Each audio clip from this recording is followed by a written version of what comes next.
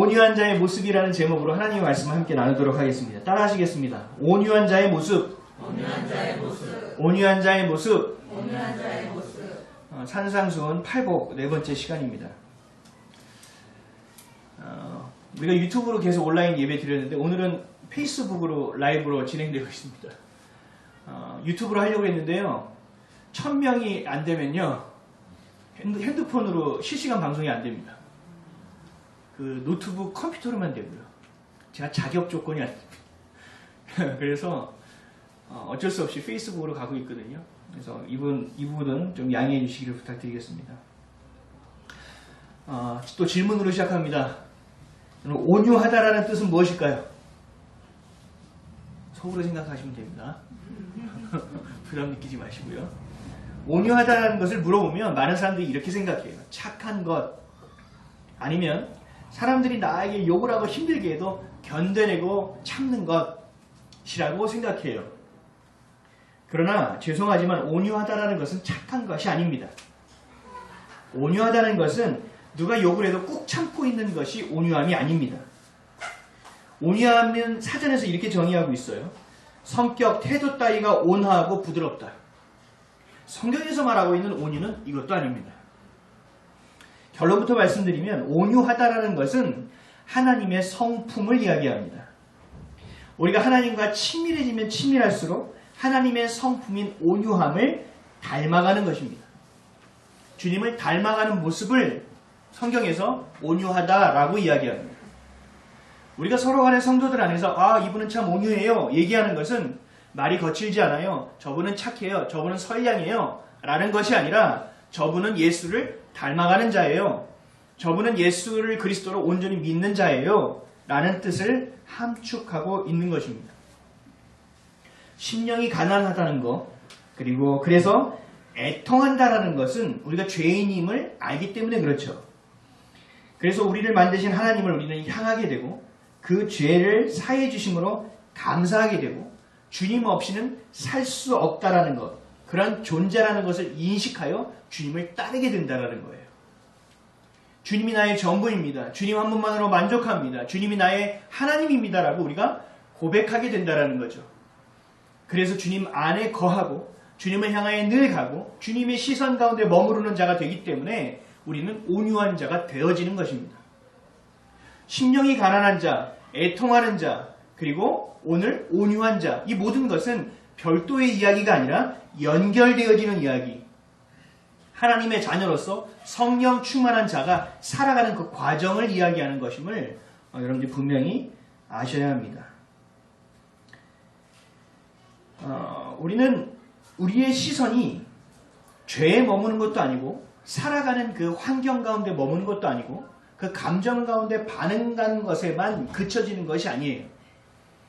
우리가 온유하다라는 것은 하나님을 닮아간다는 것은 예수를 따른다라는 것은 환경과 상황과 문제와 어려움에 반응하는 것이 아니라 하나님의 뜻과 약속에 반응하는 자예요.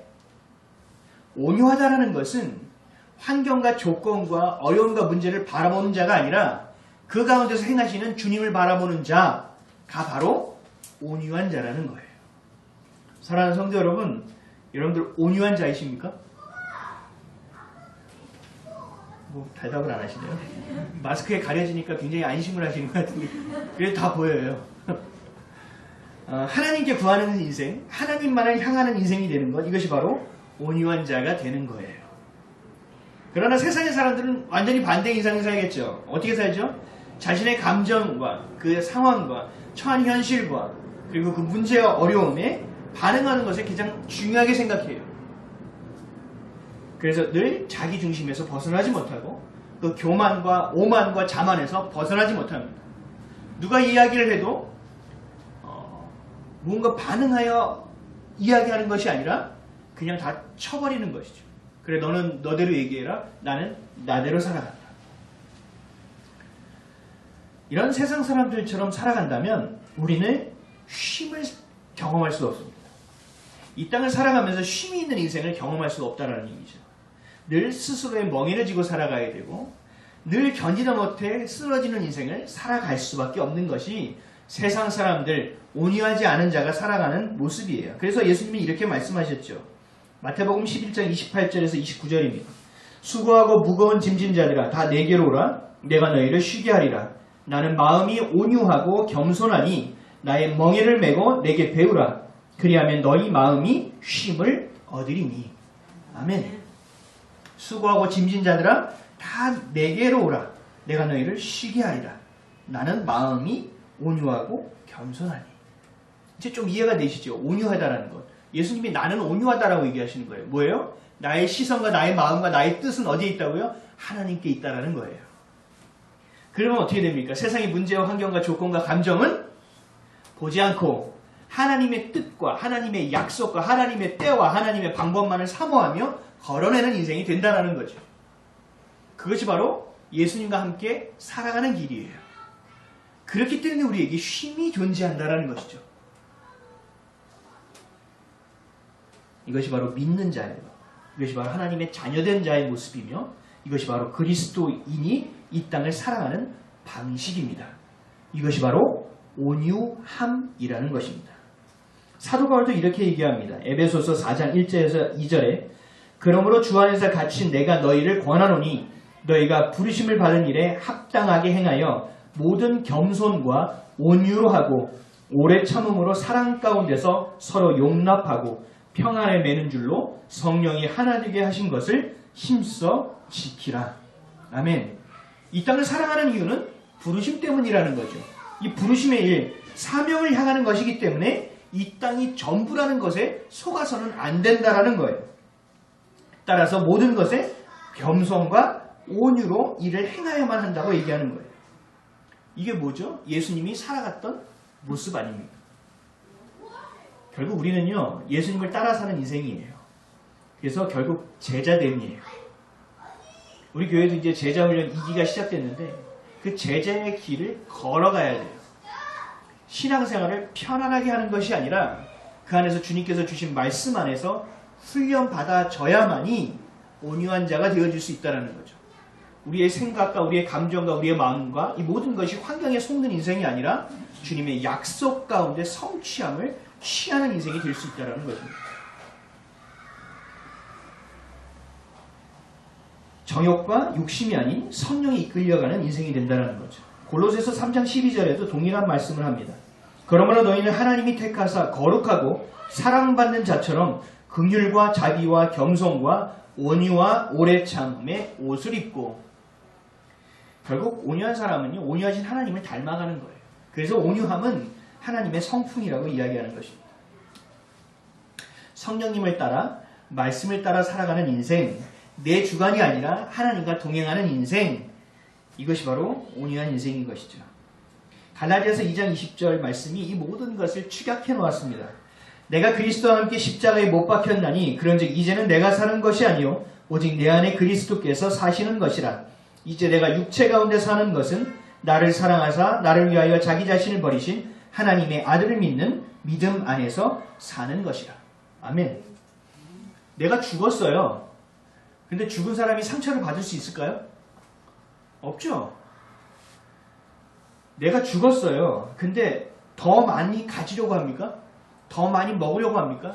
더 많이 소유하려고 합니까? 그렇지 않죠. 내가 죽었는데 다른 사람에게 인정받을 필요가 있습니까? 없다라는 거예요. 다른 사람의 시선도 중요하지 않아요. 욕심, 자랑, 상처, 인정이라는 단어가 내 안에 차지할 수 있는 자리가 없다라는 겁니다. 내 안에 계신 성령님, 내게 주신 하나님의 말씀이 더 중요한 거죠. 이것이 바로 맡긴 자의 인생, 순종하는 자의 인생, 온유한 자의 인생이에요. 철로 역정을 쓴 사람이 존 버년이죠. 존 버년이 이렇게 얘기했어요. 엎드린 자는 넘어질 것을 걱정할 필요가 없다. 너무 당연한 말인데요. 오늘 말씀을 통해서 보면 무슨 말씀인지 이해가 되시죠? 내가 이미 그리스도 안에서 죽고 그리스도로 살아가는 인생이라면 삶의 상처, 이런 모든 것이 의미가 없다라는 거예요. 중요한 것은 뭐예요? 나를 통해서 일하신 하나님, 나를 이 땅에 하나님께서 부르신 이유, 오늘을 살아가고 내일을 살아가는 하나님의 일하심, 나에게 주신 약속, 하나님의 뜻, 하나님의 때, 하나님의 방법, 하나님의 사람, 하나님의 공동체, 하나님 나에게 주신 가정, 나의 자녀, 이게 얼마나 중요하게 되는지 몰라요. 내가 만든 스펙을 무기 삼아 살아가는 것이 아니라 하나님의 능력으로 살아가는 인생이 되었기 때문에 내 약함을 감추는 것이 아니라 도리어 내 약함을 자랑하게 되어지는 것이죠. 이 스펙이라는 단어가요, 원래 그 무기에 쓰는 단어인 거 아세요? 우리 스펙 되게 쉽게 쓰죠. 무기의 재원이라고 얘기해요. 이게 뭐 키 크기, 뭐 길이, 뭐 화력 이런 것이 재원이에요. 몇 발을 쏠 수 있고.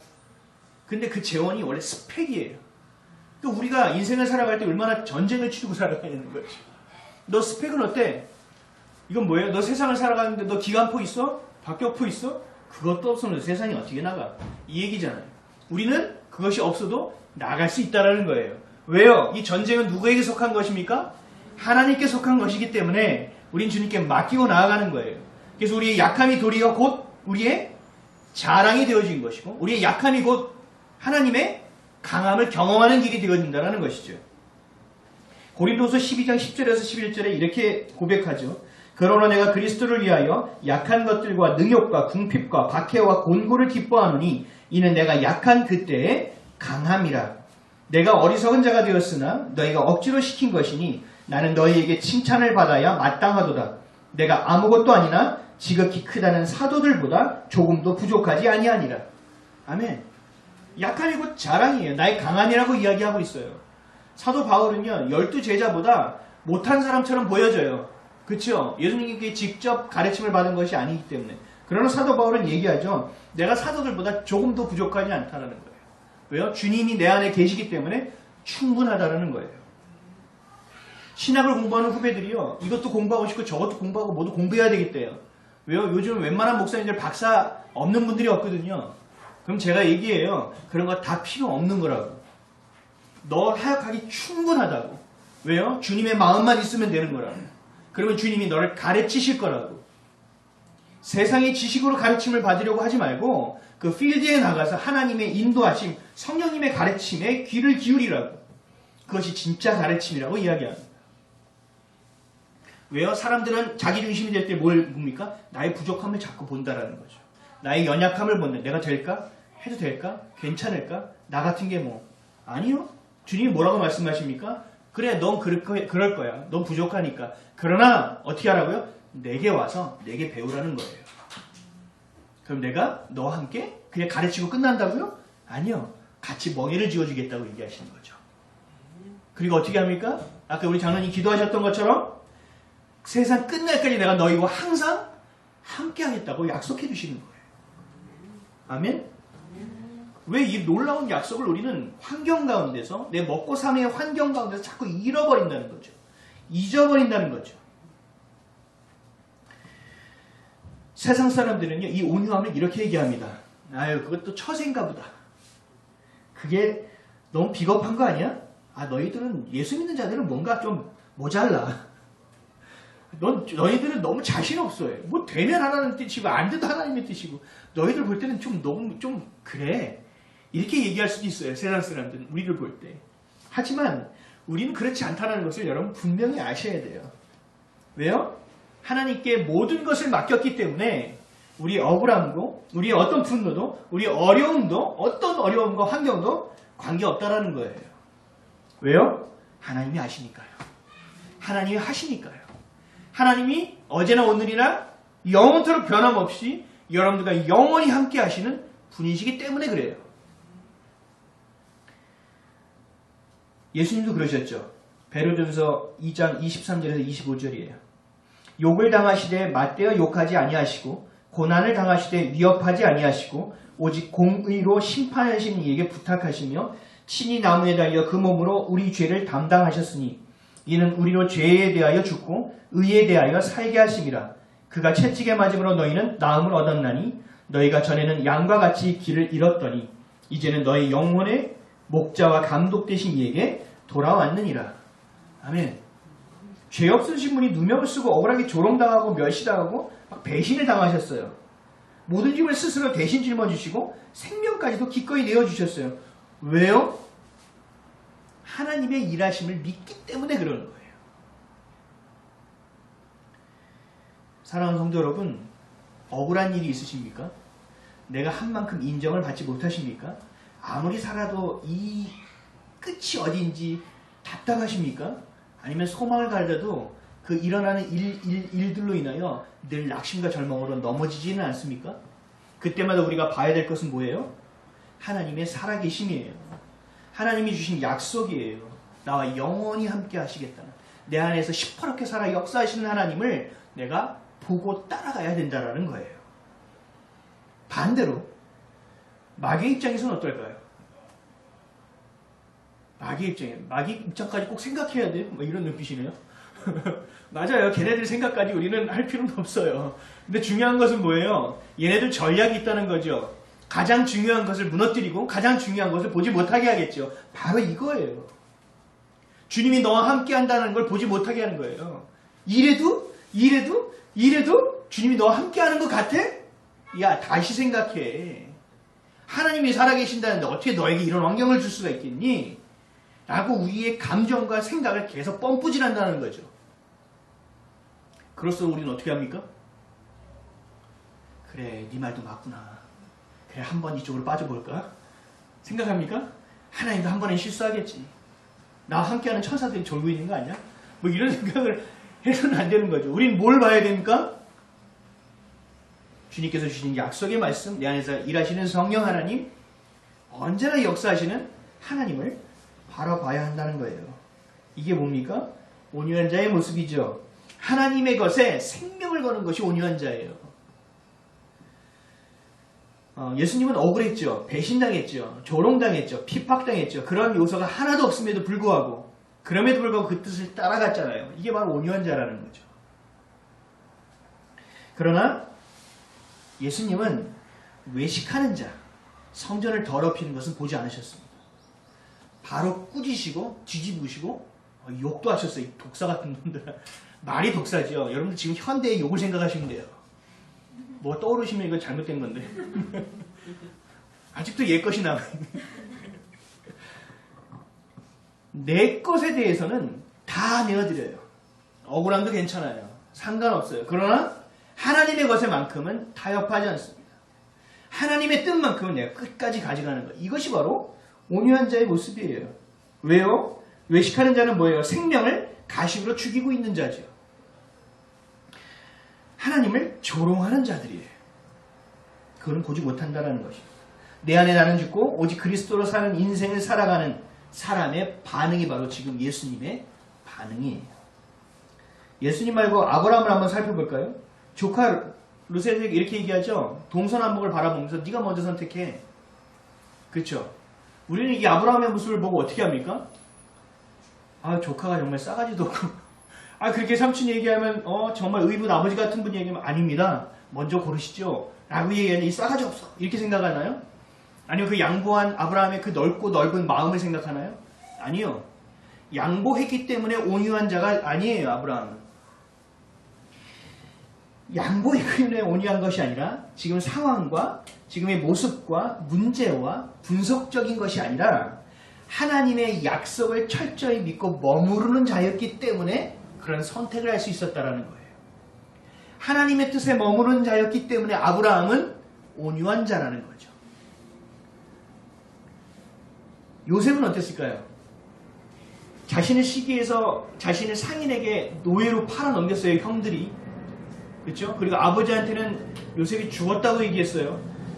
요셉에 얼마나 큰 고통이 있었습니까? 죽을 고비를 넘겼죠. 또 억울함이 있었죠. 그러나 이집트의 총리가 되었을 때 이 요셉이 형들에게 복수를 했습니까? 아, 요때다. 아, 하나님 요때를 위하여 나에게 복수할 수 있는 기회를 주셨구나. 하나님 한번 뺑뺑이 돌리고 시작할게요. 이렇게 했나요, 요셉이? 아니죠. 용서했잖아요. 그러면 사람들은 얘기해요. 아, 요셉은 형들을 용서했기 때문에 온유한 자라. 아니요, 그렇지 않습니다. 하나님의 뜻만을 취했기 때문에 요셉은 온유한 자예요. 한번 볼까요? 창세기 45장 4절에서 5절. 요셉이 형들에게 이르되 내게로 가까이 오소서. 그들이 가까이 가니 이르되 나는 당신의 아우 요셉이니 당신들이 애굽의 판자라. 당신들이 나를 이곳에 팔았다고 해서 근심하지 마소서. 한탄하지 마소서. 하나님이 생명을 구원하시려고 나를 당신들보다 먼저 보내셨나이다. 아멘. 요셉은 뭐예요? 이 모든 과정이 하나님의 뜻 안에 있었다라는 것을 믿는 거예요.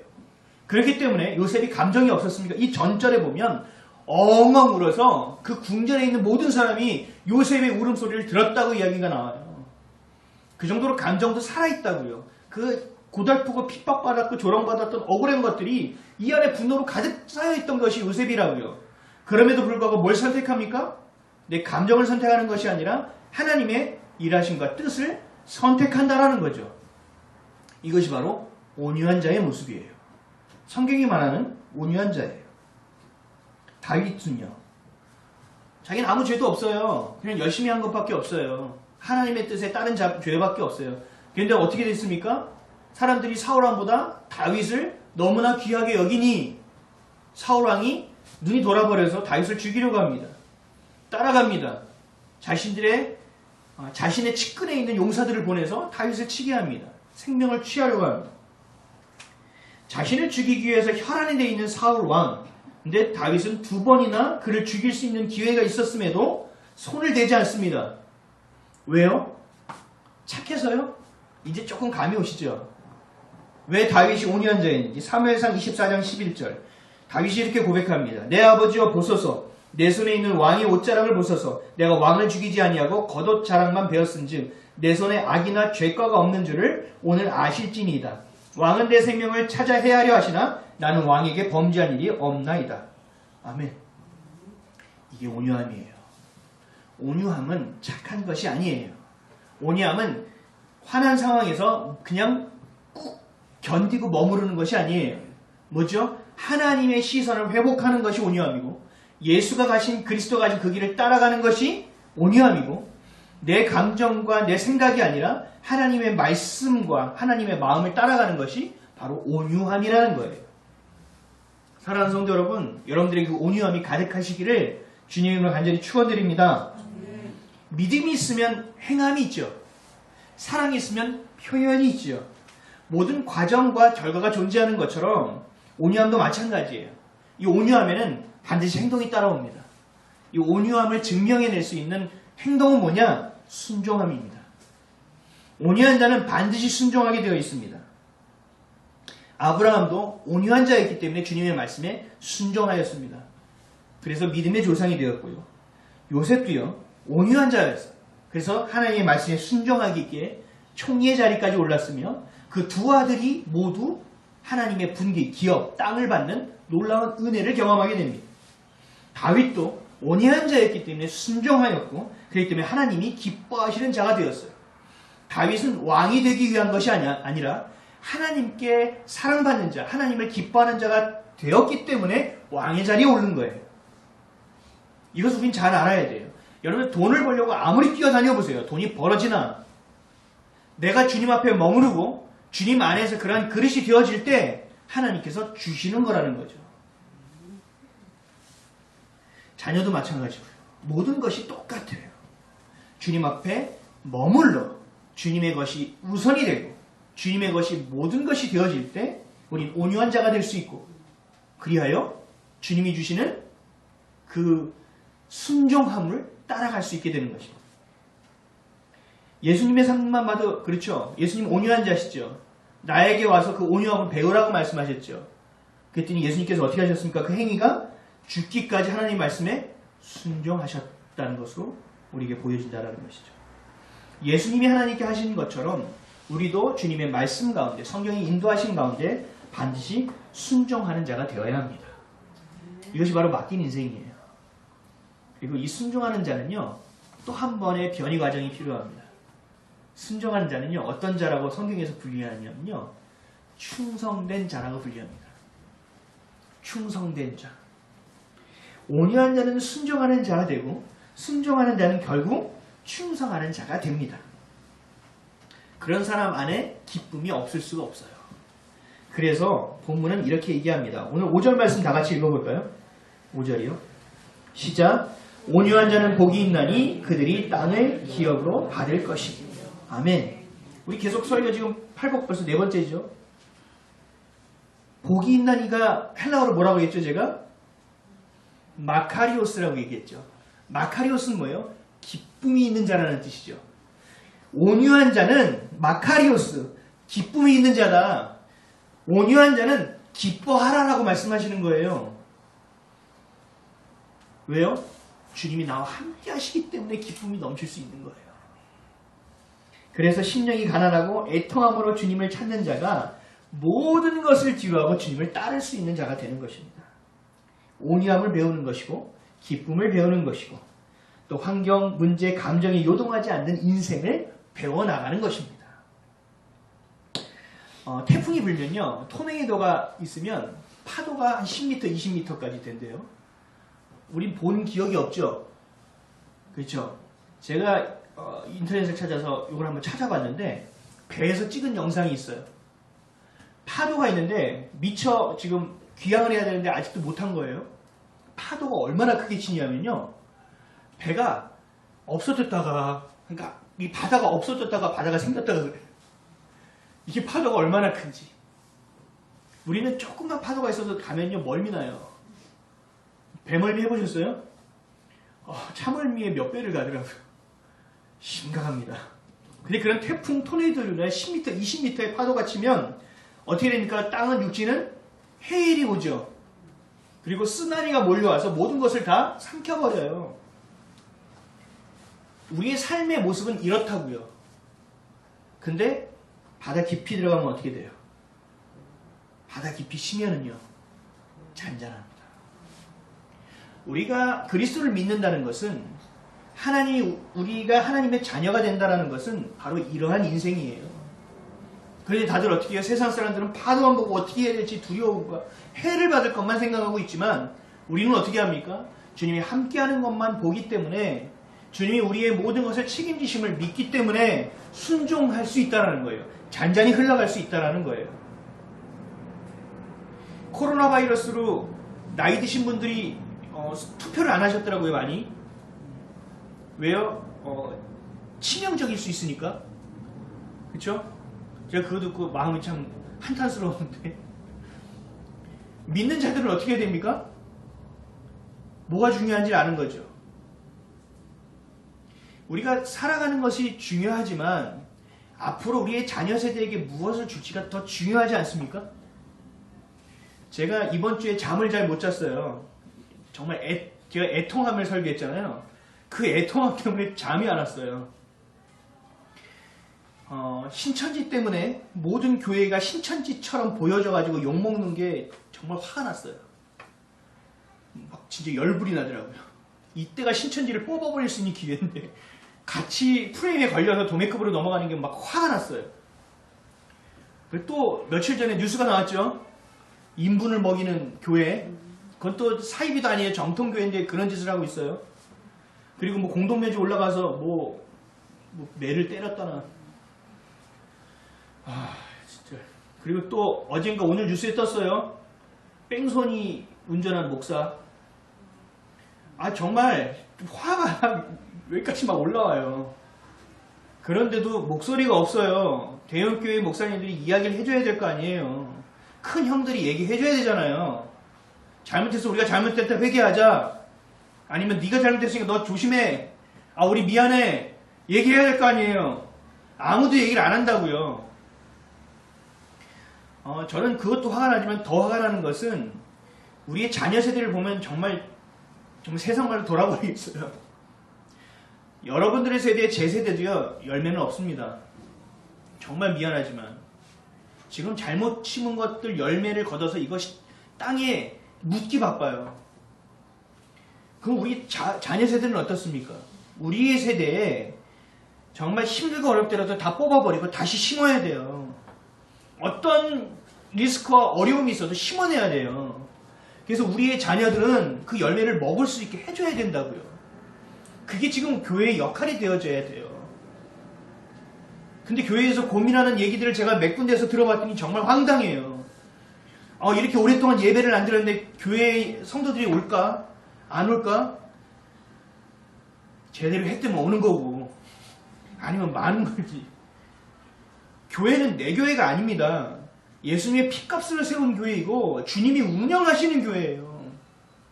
성령님이 이곳에 임재하시 않으면 이곳은 더 이상 성전이 아니에요. 여러분들 각자의 생명도 마찬가지예요. 여러분들 각자 가운데 성전인데 그 성전은 왜 성전이냐? 성령께서 임재하시기 때문에 성전이에요. 이것을 놓쳐버린다면 더 이상 우린 그리스도인이 아니에요. 하나님의 자녀도 아니라고요.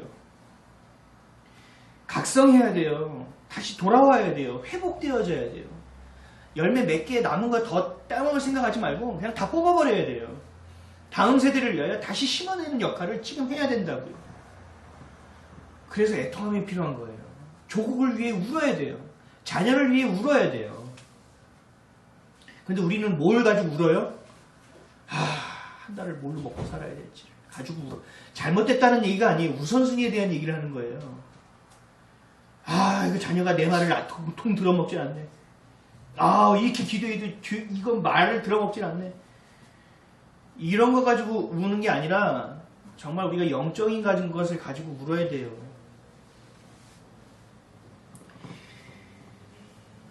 태풍이 몰려오고 쓰나미가 몰려오고 파도가 큰 것, 이거는 당연한 거예요. 이거에 우리는 반응하는 것이 아니라 이 가운데 어떻게 하면 우리의 자녀들에게 시면의 이 잔잔한 평안을 경험하고 살아갈 수 있게 해줄 수 있을까? 이들에게 그 기쁨과 평안을 우리의 자녀들이 놓치지 않고 살아갈 수 있게 해줄까? 이것이 우리의 가장 중요한 기도가 되어져야 된다는 거죠.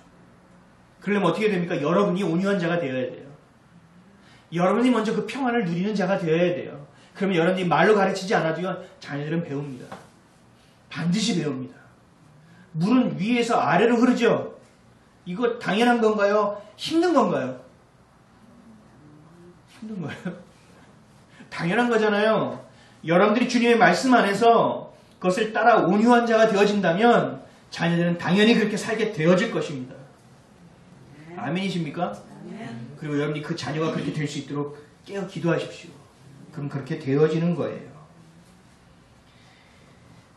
이것이 바로 온유한 자가 누리는 복이에요. 기쁨이에요. 온유한 자가 되어져야만 온유하신 하나님의 말씀을 들을 수 있습니다. 더 깊어질 수 있어요. 그래야 말씀으로 살아가는 인생, 성령님과 동행하는 인생, 성령 충만한 인생이 되어질 수 있어요. 방언만 터진다고 성령 충만한 인생이 아니라는 거예요. 여러분, 내가 주님을 끝까지 따라가는 것, 내가 주님의 성품을 닮아가는 것이 성령 충만한 거예요. 이 땅에서 이것보다 더 큰 복이 어디 있냐는 거죠. 야고보서 1장 21절에 이렇게 말씀하셨습니다. 그러므로 모든 더러운 것과 넘치는 악을 내어버리고 너희 영혼을 능히 구원할 바 마음에 심겨진 말씀을 온유함으로 받으라. 하나님이 전부 되어지고 하나님이 전부라는 것, 이 가난한 심령 가운데 애통함 가운데 주님밖에 없습니다라는 이 절규가 있어야만 우리는 주님의 말씀을 깨달을 수 있게 되는 거예요. 대충 몇 번 읽어서 이해가 되는 말씀이 아니에요. 설교 말씀 많이 듣는다고 깨달아지는 것이 아니에요. 나의 심령이 주님 앞에 온유한 자의 모습으로 내어져야 되는 거예요.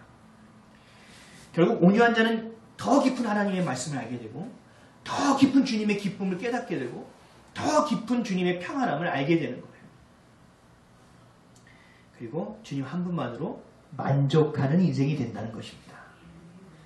항상 늘 언제나 범사의 만족을 경험하며 살아가는 자들이 되어진다는 것입니다. 이것이 우리를 향하신 하나님의 뜻이에요. 데살로니가전서 5장 16절에서 18절에 이렇게 말씀하시죠. 항상 기뻐하라. 쉬지 말고 기도하라. 범사에 감사하라. 이것이 그리스도 예수 안에서 너희를 향하신 하나님의 뜻이니라. 아멘. 이것이 하나님의 뜻이라고요. 우리가 이 땅에서 마카리오스, 기쁨을 누리고 살아가는 삶, 기쁨으로 살아갈 수 있도록 만들어진 존재가 바로 우리라는 거예요. 결국 주님의 뜻은 하나님 뭔가 호의호식하기 위해서 주시는 것이 아니라 우리를 사랑하기 때문에 주신 거예요. 결국 우리를 위한 거라는 거죠. 하나님이 우리를 향한 사랑 외에 담아준 주신 것이 없어요. 전부 다 그래요. 하나님의 이런 놀라운 사랑과 은혜, 기쁨과 평안, 행복이 충만하고 그 넘침으로 선한 영향력을 끼치는 저와 여러분 되시기를 주님의 이름으로 간절히 축원드립니다. 아멘. 여기서 끝나면 안 돼요. 기쁨과 만족으로 끝나지 않아요. 주님은 여기서 만족하지 않으세요. 우리에게 더 좋은 것을 주시길 원해요. 우리 본문 다시 한번 읽어볼게요. 5절 시작. 온유한 자는 복이 있나니 그들이 땅을 기업으로 받을 것이며. 아멘. 온유한 자는 복이 있어요. 마카리오스 기뻐하여. 여기서 끝나는 것이 아니라 뭐라고요? 땅을 기업으로 받는데요. 그럼 어디 봐두신 땅이 생각나십니까 혹시? 그 땅일 수도 있고 아닐 수도 있어요. 근데 상식적으로 한번 생각해 보세요. 온유한 자가 된다는 것은 세상의 사람들과 관점과 가치가 다르기 때문에 늘 손해보는 인생을 살아야 돼요. 제대로 한번 살아보려면요. 말씀대로 살아보려면 손해볼 수밖에 없어요. 그리고 양보하게 되어져요. 용서해야 돼요. 그래서 저는 때로는 기도를 멈출 때가 있어요. 뻔하니까. 에이씨, 또 용서하라고 하실 텐데. 에이, 또 손해보라고 할 텐데. 에이, 왜요? 주님의 마음을 아니까. 그래도 기도하면 물론 당연히 그 말씀을 해주시겠죠. 근데 이런 온유한 자가 어떻게 땅을 기업으로 받을 수 있을까요? 그냥 주시는 위로의 말씀일까요? 그냥 보여주시는 공수표인가요? 공수표 남발인가요? 어렵죠. 이 땅을요, 하나님의 말씀 없이 살아가는 것, 악착같이 사기치며 살아가는 것도 해도요, 뭔가 풍성하게 살아가는 건 쉽지 않아요. 근데 우리는요, 손해보고 살아가야 되고요, 용서하며 살아가야 되고요, 양보하며 살아가야 돼요. 근데 어떻게 가능하냐고요, 우리가 땅을 기업으로 받는 것이. 기쁨까지는 그렇다 치자고요.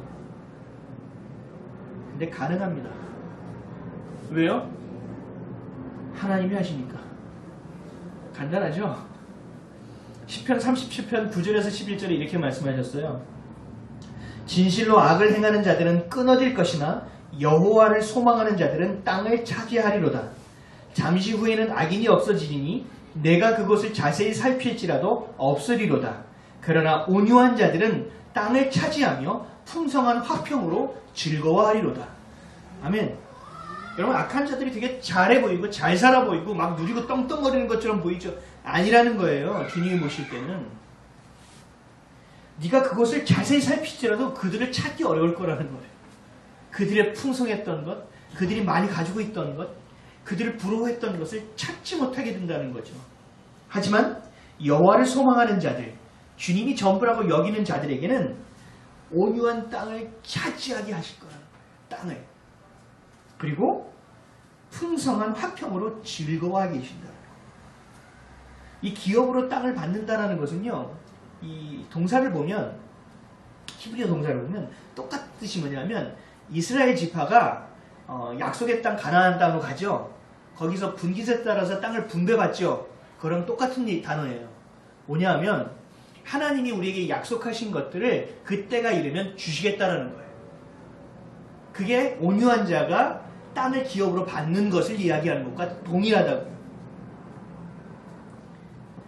더 쉽게 얘기하면 약속의 성취라고요. 주님을 따라가면 주님이 그 약속을 성취하실 거라고요. 아멘입니까? 땅은 하나님 거잖아요. 그쵸? 그래서 구약시의 땅의 개념은 어땠어요? 신현이라는 게 있었잖아요. 땅을 내가 팔았어도요, 다시 신현이 되면 그 땅 주인에게 돌려줘야 돼요. 왜요? 땅의 주인은 하나님 거니까. 우리 땅이 없이 살 수 없잖아요. 그쵸? 온유한 자마다 잘되게 하실 것을 하나님이 보증하겠다는 거예요. 아멘? 이 땅의 기준이 아니라 하나님이 보시기에 필요한 것으로 채워주실 거라는 겁니다. 우리의 모든 삶을 인도해 주실 거라는 거예요. 모든 삶을 이끌어 주시겠다라는 거예요. 이거를요, 좀 더 깊이 보면 뭔지 아세요? 하나님의 것이 내 것이 된다는 거예요. 별로 놀라진 않으시나요? 이거 되게 대단한 건데? 이거 전부 하나님 거잖아요. 다 주실 수 있잖아요. 근데 그것을 가질 수 있는 자격 조건을 나에게 주시는 건데, 하나님의 자녀가 되는 순간 근데 그 자격 조건을 주시는 것뿐만 아니라 하나님이 전부가 되어 따라가는 자들에게는 그것을 그냥 분깃으로 약속으로 분배하여 나눠주시겠다라는 거라니까요. 할렐루야. 아멘. 제가 늘 예를 들잖아요. 우리 옆집 아이가 어느 날 갑자기 우리 집에 들어와서 친하다고 안방에 있는 자동차 키를 가져가서 차를 타고 나갔어요. 이건 뭐예요? 잘했다 그러실 거예요? 이건 뭐예요? 절도잖아요. 맞죠? 근데 우리 자녀가 안방에 가서 차를 켜고 가서 차 키로 운전하고 나갔어요. 이건 뭐예요? 드라이브라고 얘기하는 거죠. 너무 많이 누리고 사시나 봐요. 하나님이 그것을 그렇게 해주시겠다고요. 내 것은 네 거니까 너 다 누릴 수 있게 해주겠다고요. 뭐를 통해서요? 세상에 생명을 전하고 복음을 전하고 사랑을 전할 수 있도록 하나님의 말씀을 전할 수 있도록 이 기쁨을 너 혼자 누리는 거 아니라 그 마카리오스를 누구나 누릴 수 있는 길. 왜요? 너도 사랑하고 너도 사랑하고 나도 사랑하고 다 주님의 사랑이 있으니까. 제가 정말 재수없는 사람을 용서할 수 있는 이유가 어디 있는지 아세요? 그 사람을 사랑해서 용서하는 게 아니에요. 나 같은 놈도 하나님이 용서하셨기 때문에 그 용서함으로 그를 용서하는 거예요. 그렇죠? 우리 주기도문에 나오잖아요. 내가 죄 지은 자를 사하여 주신 것 같이 내 죄를 사하여 달라고요. 내가 내 죄를 지은 자를 내가 용서하지 않으면 나도 용서받을 수 없다는 얘기예요. 퍼주면 퍼줄수록 어떻게 된다고요? 남는다고요. 체험 맞는다고요. 이게 하나님의 법칙이라는 거예요. 모든 것이 다 물질만에 있는 것이 아니라. 성령의 9가지 열매 기억하세요? 저 전도사 시험 볼 때 외웠는데 사희, 화호, 자양, 중, 온절. 그래서 외웠는데 9가지 기억하세요? 갈라디아서 5장 22절에서 23절이에요. 오직 성령의 열매는 사랑과 희락과 화평과 오래 참음과 자비와 양성과 충성과 마지막 2개의 열매 온유와 절제니 이 같은 것을 금지할 법이 없느니라. 아멘. 성령의 9가지 열매는요, 주님을 닮아가는 자, 주님이 전부가 되고 그리스도를 따라가는 자에게 나타나는 성품이잖아요. 그쵸? 성령 충만한 자들에게 드러나는 삶의 모습이잖아요. 그쵸? 그 마지막이 온유와 절제라는 거예요. 이 온유와 절제는 같은 말이에요. 내 성깔대로 살아가는 것, 내 멋대로 살아가는 것이 아니라 심령이 가난함, 그 애통함으로 겸손함으로 예수님이 가신 그 길을 따라 걸어가는 것. 내가 내 주인이 아니라 하나님이 나의 주인이 되시고 내가 그 통치 아래에서 살아가는 것. 이것이 바로 절제의 삶이잖아요. 이게 바로 온유하고 절제예요. 온유한 자는 순종하게 됩니다. 순종하는 자는 충성하게 됩니다. 그리고 그 통치 안에서 모든 것을 누리는 인생이 됩니다. 세상의 것을 절제하셔야 돼요. 온유하셔야 된다는 거예요. 여러분들의 말 절제해야 되는 거예요. 여러분들의 말을 온유하게 사용해야 하는 거예요. 제가 저희 아버지한테 늘 요즘 요청하는 게 있어요. 아버지, 얘기하실 때 제발 그리스도만 얘기하세요. 그래도 얘기 다 할 수 있어요. 아버지의 생각만 얘기하지 말 거를 그리스도로 필터링해서 좀 얘기해 주세요. 여러분들의 말을요, 하나님의 말씀, 하나님의 마음으로 필터링 하셔서 얘기해야 돼요. 이게 뭐예요? 온유함이에요. 이게 절제예요. 특히 자녀들에게 잘 안 되죠? 저도 잘 안 돼요. 설교 준비하면서 회개 많이 했습니다. 아, 내가 온유하지 않았던 거구나. 내가 절제하지 못했던 거구나. 감정도 여러분 절제하셔야 돼요. 욱하고 올라오죠? 누구나 똑같아요. 욱하고 올라온다고요. 여러분 이걸 선택하지 마셔야 돼요. 이걸 어떻게 해야 돼요? 주님께 가져와야죠. 이게 절제예요. 그러면 주님이 온유함으로 우리를 빚어주실 거예요.